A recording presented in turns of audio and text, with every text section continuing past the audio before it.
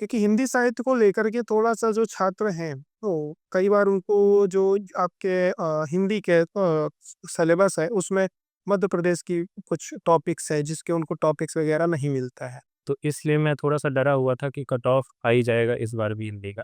कुल मिला के मॉक देते वक़्त देखना चाहिए कि उसमें सब्जेक्ट के भी एक विशेषज्ञ हों हाँ, और इस उम्र में जो छात्र होते हैं, बहुत कम छात्र होते हैं जो सफलता इतनी बड़ी पाता है। जी। कमी तो मैं जहाँ तक देखता हूँ तो लास्ट की 2 यूनिट से ही मेरे ज़्यादातर प्रश्न गलत हुए हैं। क्योंकि आप रीवा में रह के आपने प्रिपरेशन करी जी। है ना? तो वहाँ पे मुझे ऐसा लगता है कि माहौल या कोई इंस्टीट्यूट तो नहीं है जो नेट या जेआरएफ की आपको गाइड करे, तो वहाँ से पर नहीं। लोकल स्तर पे नहीं है। तो आपने जो नोट्स वगैरह बनाए, जो गाइड हुआ, तो उसके लिए भी आपने किसी से मदद ली थी?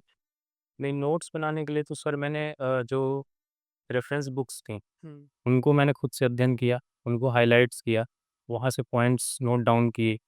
तो इस तरह से मैंने खुद से अपना नोट्स बनाया था, हैंड रिटन। तो आपको कितनी मदद मिली आपको ऐसे नोट से? आपको क्या लगता है कि जो आपने नोट्स कुछ बुक्स परचेज की, सब चीज़ें की, तो नोट से आपको मदद मिली क्या वहाँ पे? सर नोट्स से बहुत ज़्यादा हेल्प मिली। एग्ज़ाम समय पे क्या होता है कि आप सारी बुक्स का रिवीज़न नहीं कर पाते हैं। तो नोट्स शॉर्ट में अगर आपके पास मौजूद है तो आप उनका फटाफट रिवीज़न करके और एग्ज़ाम के समय पे आप चीज़ों को रिवाइज़ कर सकते हैं। और जहाँ तक मैं देखता हूँ मेरे साथ प्रिपरेशन करने वाले भी मेरे दोस्त थे। तो मुझे लगता है कि वो हैंड रिटन नोट्स नहीं बनाते थे, इसका उन्हें लाभ नहीं मिला था। तो क्योंकि आपका जो बैकग्राउंड था वो सिविल सर्विस का नहीं था और जब आप असिस्टेंट प्रोफेसर में आते तो पेपर फर्स्ट आपको जो मिलता है वो एमपीपीएससी का लगभग मध्य प्रदेश पूरा पढ़ना पड़ता है। तो उसके लिए आपने प्रिपरेशन कैसे करी थी पेपर फर्स्ट के लिए? सर उसमें जो एमपी जीके का पार्ट था पेपर फर्स्ट में, उसके लिए तो मैंने जो मार्केट में बुक्स चलती हैं बस उन्हीं बुक्स से अपना नोट्स बनाया था, कुछ और बुक्स हाइलाइट्स करके पढ़ा था। और एक पार्ट जो होता है उसमें आईसीटी वाला जो चैप्टर है, तो और करंट के लिए, इन दोनों के लिए मैंने यूट्यूब का सहारा लिया था। तो उनसे मैंने कुछ क्लास कर ली थी और उसका भी नोट्स बना लिया था, तो इससे मेरी चीज़ें कवर हो गई थी। सेकंड पेपर आपका अपना सब्जेक्ट ही था। जी, हिंदी साहित्य। तो इसके बाद जब आपका पेपर दे करके आए, पेपर फर्स्ट और सेकंड, जी। तो आपको तभी कॉन्फिडेंस हो गया था कि हाँ, मुझे इंटरव्यू कॉल होगा? नहीं सर, कॉन्फिडेंस मुझे बिल्कुल नहीं था, क्योंकि 2017 में जो हिंदी साहित्य का कट ऑफ गया था, तो वो बहुत हाई था। तो इसलिए मैं थोड़ा-सा डरा हुआ था कि कट ऑफ आ ही जाएगा इस बार भी हिंदी का। तो इसलिए मैं श्योर नहीं था और पेपर 1 देने के बाद मुझे ये कॉन्फिडेंस नहीं आ रहा था कि मैं ये सोच के गया था कि मैं 40 प्लस नंबर स्कोर इसमें करूँगा। लेकिन मैं उतना स्कोर कर नहीं पाया था। तो इसलिए मेरे मन में थोड़ी शंका थी कि मैं कर पाऊँगा या क्वालीफाई या नहीं कर पाऊँगा। फिर जब आपका रिजल्ट आया, आप क्वालिफाइड हो गए, तो फिर इंटरव्यू के लिए आपने कैसे मॉक वगैरह दिए, आपने प्रिपरेशन करी उसी के सर लिए? मैंने इंदौर में मॉक दिए थे, 2-3 मॉक मैंने दिए थे और बाकी प्रिपरेशन खुद से की थी, सब्जेक्ट को रिवाइज़ कर लिया था। यूनिवर्सिटी से जाके प्रोफ़ेसरों से मिलके थोड़ा-सा गाइडेंस लिया था। जब आप मॉक के बाद आप जब फर्स्ट टाइम इंटरव्यू में क्या कहते हैं, जब आप वहाँ इंटरव्यू देने गए पीएससी में, आयोग में, जी। तो बोर्ड को लेकर के क्या क्या था आपका विचार? कि डर था कि क्या होगा, कैसा, कि डर खत्म हो गया था? नहीं, डर तो था सर थोड़ी-सी, और जब मैं अंदर गया था फिर वहाँ पे काफ़ी लाइट माहौल था, तो मैं फिर कंफर्टेबल हो गया। तो उन्होंने लाइक कैसे किया आपको? उन्होंने सबसे पहले बोला कि अच्छा आदित्य जी, मेरा शर्मा जी का बोर्ड था, तो उन्होंने बोला कि अच्छा आदित्य जी आइए बैठिए, और फिर उन्होंने पानी-वानी के लिए ऑफ़र किया था शर्मा जी ने, हाँ, कि आप पानी पी लीजिए, कम्फ़र्ट हो जाइए। हाँ, क्योंकि शर्मा सर को बोल लो, वो पानी पिला रहा है इस समय। जी, आपको पिलाया, फिर मैं कम्फ़र्ट हो गया तो फिर उन्होंने प्रश्न पूछना चालू किया। हाँ, जी। किस प्रकार के क्वेश्चंस थे उनके? क्योंकि लोगों में ना शर्मा सर का बहुत एक डर है कि इनका जो बोर्ड है बहुत टफ बोर्ड माना जाता है। क्वेश्चंस क्या थे उसमें? जो जब मैं इंटर किया तो मेरे से पहला प्रश्न जो हुआ था तो वो तो मेरे नाम को ही लेकर हुआ था, आदित्य। कि आपका आदित्य नाम है, तो आप जो है तो आदित्य के 12 और पर्याय जो हैं उनको बताइए। तो मैंने उनमें से 6-7 पर्याय बताए थे। तो जब मैंने मार्तंड बोला था तो उन्होंने बोला था कि इस नाम से रीवा के एक महाराजा साहब भी थे। मातन सिंह जी। तो मैं उनको बताया कि जी सर ऐसा था। तो उन्होंने बोला कि दिन में वो कौन-सी अवस्था ऐसी होती है जिसमें सूर्य को मार्तंड कहा कहते हैं। तो ये मुझे जानकारी नहीं थी, तो मैं इसके लिए फिर उनसे क्षमा माँग लिया। कितनी बार क्षमा मांगी आपने पूरे इंटरव्यू के दौरान? सर मुझे 2-3 बार क्षमा माँगनी पड़ी, 2-3। क्योंकि मेरा फ़िज़िक्स बैकग्राउंड था, तो उससे भी कुछ प्रश्न हो गए थे जो मैं नहीं जवाब दे पाया था। और एक रामचरितमानस की चौपाई पूछी गई थी, तो मैं उसका तुरंत जवाब नहीं दे पाया था। हुँ। तो ये 2-3 बार मुझे क्षमा माँगनी पड़ी। ठीक है, तो कुल मिलाकर के जो डैश था आपका, तो उसका वहाँ पे प्रभाव दिख रहा था आपके इंटरव्यू का? दरअसल बिल्कुल प्रभाव दिख रहा था। मेरे से ठाकुर अमर सिंह महाविद्यालय के बारे में पूछा गया था। मेरे गृह जिला जो है रीवा वहाँ से प्रश्न पूछे गए थे। उसके अलावा मेरे से जो फिज़िक्स से प्रश्न पूछे गए थे, तो डैफ का और मेरे से सर हॉबी जो मैंने बैडमिंटन करी थी, वहाँ से भी प्रश्न पूछे गए थे। तो डैफ का काफ़ी प्रभाव मुझे दिखा, शुरुआती 5 मिनटों में। शुरुआती 5 मिनटों में, क्योंकि कई बार जो डैफ फ़िल किए जाते हैं स्टूडेंट्स के द्वारा जी। अपने हिसाब से फ़िल कर लिए जाते हैं। जी। तो मेरा जानने का मतलब वही था कि इंटरव्यू का एक बड़ा रोल है सिलेक्शन का हिस्सा बड़ा रोल। बच्चे बाहर भी हो रहे हैं उससे। तो उसमें डेफ का भी एक-एक चीज़ का रोल है।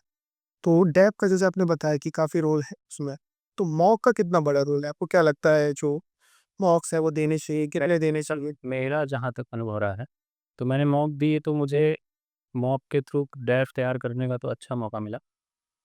पर सब्जेक्ट के उतने एक्सपर्ट वो वहाँ पे नहीं थे। तो सब्जेक्ट में तो मैं कुछ ख़ास लाभ नहीं बता पाऊँगा कि मुझे कुछ मॉक से हुआ। बट डैफ तैयार करने में मुझे बहुत हेल्प मिली है मॉक इंटरव्यूज़। हुँ। जी। कुल मिला के मॉक देते वक़्त देखना चाहिए कि उसमें सब्जेक्ट के भी एक विशेषज्ञ हों। हाँ, विशेषज्ञ हों, ख़ास तौर पर जब आप सहायक प्राध्यापक के इंटरव्यू ले रहे हैं। हुँ। जी। हिंदी की, क्योंकि वहाँ पे भी थे हाँ, इंटरव्यू में हाँ, वहाँ हिंदी, हिंदी विषय विशेषज्ञ थे। 3 विषय विशेषज्ञ थे, तो यहाँ पर भी होने विषय विशेषज्ञ होने चाहिए। ठीक है। इसके बाद मेरा ये जानने का था कि जब आप ये पूरी प्रिपरेशन कर रहे थे, क्योंकि आपने एक शहर में रह कर के प्रिपरेशन की, तो वहाँ पे आपका पढ़ाई का रूटीन क्या था? क्योंकि आप अपने होम टाउन में थे, तो आपका पढ़ाई को लेकर के रूटीन क्या रहता था? आपने उसके लिए किस प्रकार से अपने आप को ढाला वहाँ पे? जी। पढ़ाई को लेके सर मैं तो सबसे पहले ये काम करता था कि जहाँ पे मेरा घर है, मैं कोशिश ये करता था कि मैं लाइब्रेरी उससे थोड़ी बहुत घर से काफ़ी डिस्टेंस पे जॉइन जॉइन करूँ। क्योंकि क्या होता है कि अगर आप घर के पास हैं तो बार-बार आपको छोटे-मोटे कामों के लिए भी घर आना पड़ेगा। आपको लंच करने भी आपका मन करेगा कि आप घर से ले आएँ। मैं क्या करता था कि मैं ये ऐसा प्लान करता था कि मैं थोड़ी-सी घर से हट के दूर जाके लाइब्रेरी जॉइन करूँ। तो मैं 10 बजे के आस-पास लाइब्रेरी जाता था और रात में लगभग 9-10 के आस-पास ही वापस आता था और बाकी टाइम मैं वहीं पे देता था। तो जब आप ये पढ़ाई कर रहे थे अपनी, तो इस समय पे घर वालों का कैसा सपोर्ट था आपके साथ, फैमिली का? सर घर वालों का पूरा सपोर्ट रहता था और वो मुझे ऐसे कहीं पार्टीज़ वगैरह में जाने के लिए भी फ़ोर्स नहीं करते थे और जनरली जो घर के छोटे-मोटे काम होते हैं, उन पे ज़्यादा मेरा वो नहीं करते थे, बाकी घर वाले अपना ही मैनेज कर लेते थे, तो ज़्यादा कोई ऐसा प्रेशर नहीं था मेरे पे कि और इस जब ये तैयारी के दौरान कई बार छात्रों में डिमोटिवेशंस आते हैं, खुद को मोटिवेट रखना एक बहुत एक तैयारी भी कठिन कार्य है, मतलब एक रास्ता है, उसमें मोटिवेट रखना अपने आप को उससे भी कठिन रास्ता है, क्योंकि ये दोनों का ही रोल है सिलेक्शन में। तो इसमें आप अपने आप को मोटिवेट कैसे रखें? किस प्रकार से अपने आप को डेली आपको किसी चीज़ से फिर जूझना है, सुबह उठ कर के? सर जब मैं 2 बार अपना नेट का एग्ज़ाम दिया तो मेरा जेआरएफ नहीं हो रहा था। तो मैं थोड़ा-सा ऐसा लगा मुझे कि शायद नहीं होगा क्योंकि थोड़े-थोड़े परसेंटाइल से मेरा रुक रहा था जेआरएफ। तो मैं फिर ऐसे थोड़ा गाइडेंस में मैं कहूँगा इसमें कि अपने यूनिवर्सिटी जाता था, बीच-बीच में मिलता था सर लोगों से। बताता था कि सर इतना हो रहा है, नहीं हो रही चीज़ें। तो वो बराबर कहते थे कि नहीं लगे रहो तुम्हारा हो जाएगा। बहुत कम नंबरों से तुम्हारा वो हो रहा है तो तुम बराबर तैयारी करते रहो हो जाएगा। और घर वाले भी थे, दादाजी थे, नाना जी लोग थे। तो वो बराबर मोटिवेट करते थे कि नहीं-नहीं तुम लगे रहो और सफलता मिल जाएगी। तो इस सफलता में यदि आपसे पूछा जाए कि जब आप प्रिपरेशन करते हो, तो कोई ऐसा घटना या कोई ऐसी अ, व्यक्तित्व जो आपको लगातार प्रेरित करते रहे हो कि नहीं मुझे ये करना है, मुझे करना चाहिए? वो ऐसी कोई बात जो आप शेयर करना चाहते हो? सर मेरे फैमिली मेंबर्स जो हैं, हुँ। वही ज़्यादातर मुझे ज़्यादा मोटिवेट करते थे। और जब मैं लाइब्रेरी से जाता था तो बैठता था घर परिवार के बीच में। तो बराबर मुझे कहते थे जो कि दादाजी मेरे शिक्षा विभाग से ही जुड़े हुए थे, प्राचार्य थे हायर सेकेंडरी स्कूल में। तो ये सब बराबर मार्गदर्शन देते रहते थे। तो कभी मैं ऐसा हतोत्साहित नहीं हुआ कि नहीं होगा तो क्या होगा? क्योंकि आप हिंदी साहित्य के छात्र हैं, तो उसमें यदि पूछा जाए तो आपके कुछ आपने साहित्य पढ़े हों, जिससे लगता है कि आपके व्यक्तित्व में कुछ उसने प्रभाव डाला है या आपको इस क्या कहते हैं मोटिवेट करने में उसने योगदान दिया हो? है कोई व्यक्ति जिनको आपने पढ़ा? सर तैयारी के दौरान तो मैंने बहुत सारे लेखकों को पढ़ा, कवियों को पढ़ा। हुँ। प्रेमचंद जी का व्यक्तित्व है वो काफ़ी प्रभावित करता है। उसके अलावा अज्ञे जी हैं और बहुत सारे रचनाकार ऐसे हैं जिन्होंने प्रभावित किया है। क्योंकि हिंदी साहित्य को लेकर के थोड़ा-सा जो छात्र हैं, तो कई बार उनको जो आपके हिंदी के सिलेबस है, उसमें मध्य प्रदेश की कुछ टॉपिक्स है, जिसके उनको टॉपिक्स वगैरह नहीं मिलता है। तो इसमें आपने बुक कौन-सी प्रेफ़र की थी? शायद बोलियाँ, भाषा और साहित्य को लेकर के मध्य प्रदेश का साहित्य, ऐसा टॉपिक है कुछ, जिसको लेकर के छात्र सबसे ज़्यादा परेशान रहते हैं। उसका प्रॉपर एक रिसोर्स नहीं मिलता। जी।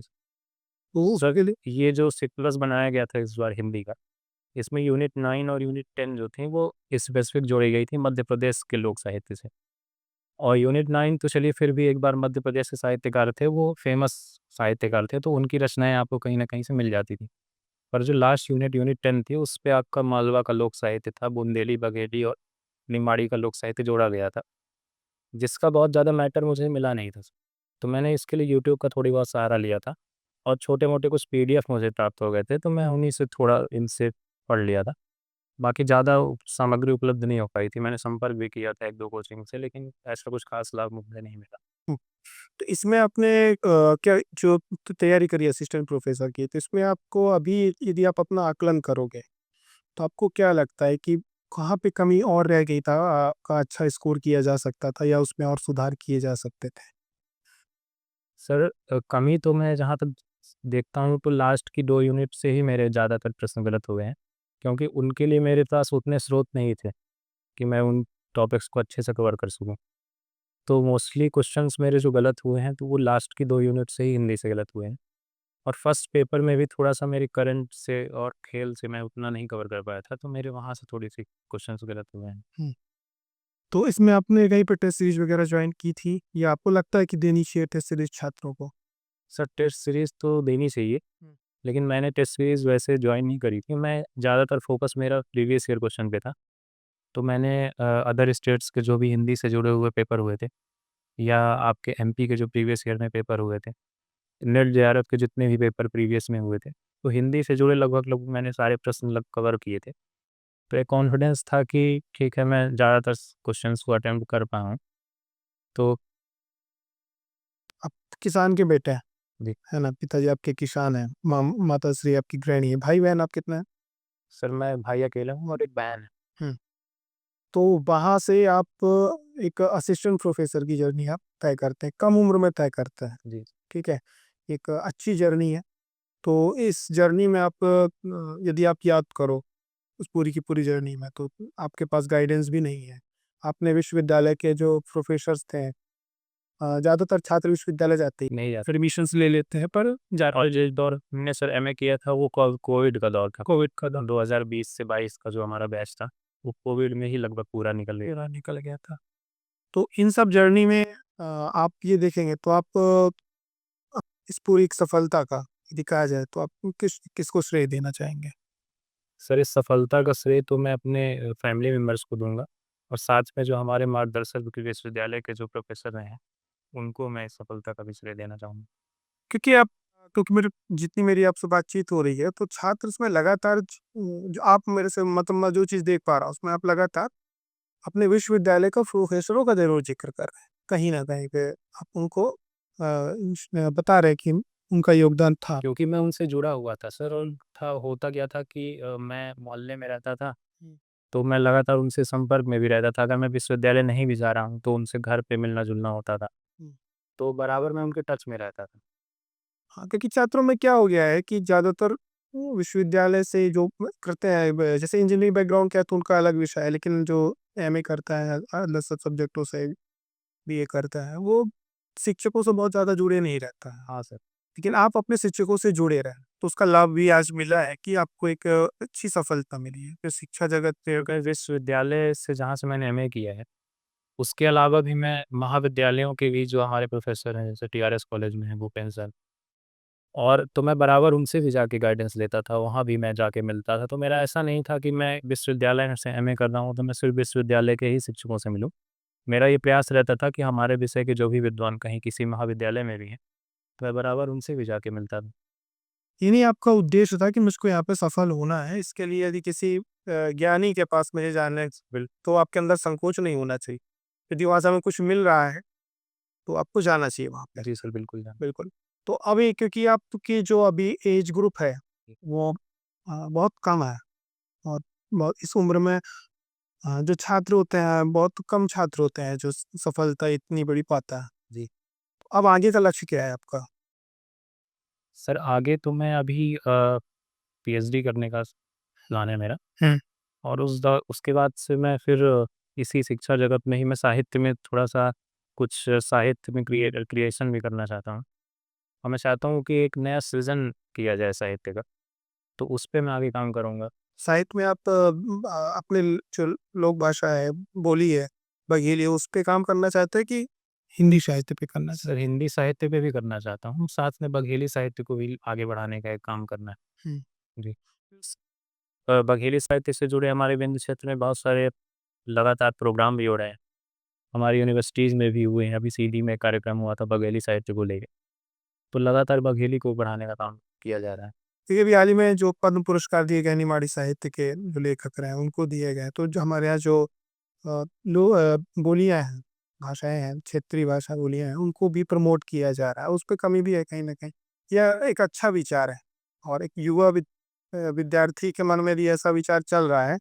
मैं मानता हूँ आप सही दिशा में हैं और जो हमारा एक तरह से शिक्षा है, वो सही दिशा में जा रही है। जी। तो आदित्य, सबसे पहले तो आपके उज्जवल भविष्य की हम कामना करते हैं ईश्वर से कि आप इसमें और अच्छा कुछ करें आगे चल कर के और सेवा दें अपनी।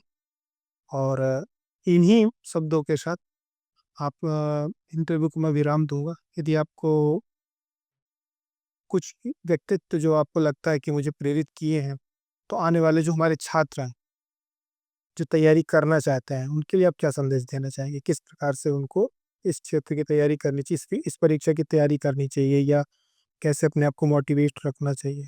किन-किन चीज़ों का विशेष ध्यान रखना चाहिए? सर छात्रों से तो मैं ये कहना चाहूँगा कि तैयारी के दौरान आप अपने खुद के जो नोट्स हैं, उस पे ज़्यादा फ़ोकस करें। क्योंकि किताबों को बार-बार पढ़ना और उसी चीज़ को फिर एग्ज़ाम टाइम पे उस चीज़ को रिकॉल कर पाना थोड़ा-सा कठिन होता है। तो अगर आप नोट्स बना के चलेंगे तो आप चीज़ों को जल्दी से रिकॉल कर पाएँगे। तो मैं वो यही कहूँगा कि आप नोट्स बनाइए, खुद के नोट्स बनाइए, दूसरों पर निर्भर मत रहिए, तो आपको सफलता एक ना एक दिन मिल जाएगी सर। ठीक है। ठीक है, धन्यवाद आदित्य। आपको बहुत-बहुत शुभकामनाएँ और आपको आने वाले समय में और भी बड़ी-बड़ी सफलताएँ मिलें, साहित्य की पुस्तकों में आपका नाम पढ़ने को हमें भी मिले। इन्हीं शब्दों के साथ बहुत-बहुत धन्यवाद आपका। बहुत धन्यवाद सर आपका भी।